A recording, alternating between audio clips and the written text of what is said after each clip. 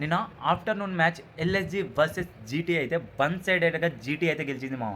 మొదట బౌలింగ్కి దిగినటువంటి జీటీ అద్భుతంగా అంటే అద్భుతంగా బౌల్ చేశారు. మహమ్మద్ సిరాజ్ ఎర్లీగానే బ్రేక్ త్రూ అందించాడు. కగిసో రబాడ కూడా ఎర్లీగానే మిచెల్ మార్ష్ని అవుట్ చేశాడు. ఆ తర్వాత సిరాజ్ అయితే ఒక మంచి బాల్కి రిషబ్ పంత్ని అవుట్ చేశాడు. ఎల్ఎస్జీ బ్యాట్స్మెన్స్లో మార్కరం ఒక్కడే 30 రన్స్ ఏమో స్కోర్ చేశాడు మామ. ఇక ఆ తర్వాత ఇటు జీటీ బౌలర్స్లలో ప్రసిద్ధ్ కృష్ణ 4 క్రూషియల్ వికెట్ తీసుకుంటే అశోక్ శర్మ 2 వికెట్లు తీసుకున్నాడు. నిర్ణీత ఓవర్లకు 164 రన్స్కి 8 వికెట్స్ కోల్పోయింది ఎల్ఏజీ. ఇక చేజింగ్కి దిగినటువంటి జీటీ అయితే సాయి సుదర్శన్ మళ్ళీ ఫెయిల్ అయ్యాడు. బట్ కెప్టెన్ తన ప్రీవియస్ మ్యాచ్ ఫామ్నే కొనసాగించాడు మామ. లాస్ట్ మ్యాచ్లో ఎలా అయితే హాఫ్ సెంచరీ చేశాడో ఈ మ్యాచ్లో కూడా ఒక అద్భుతమైన హాఫ్ సెంచరీ చేశాడు. అండ్ తనతో పాటుగా జాస్ బట్లర్ ఒక 60+ రన్స్ ఏమో స్కోర్ చేశాడు. సో ఈజీగా అంటే ఈజీగా గెలిచేసింది. And Shubman Gill second fastest Indian to score 4000 T20 runs in IPL.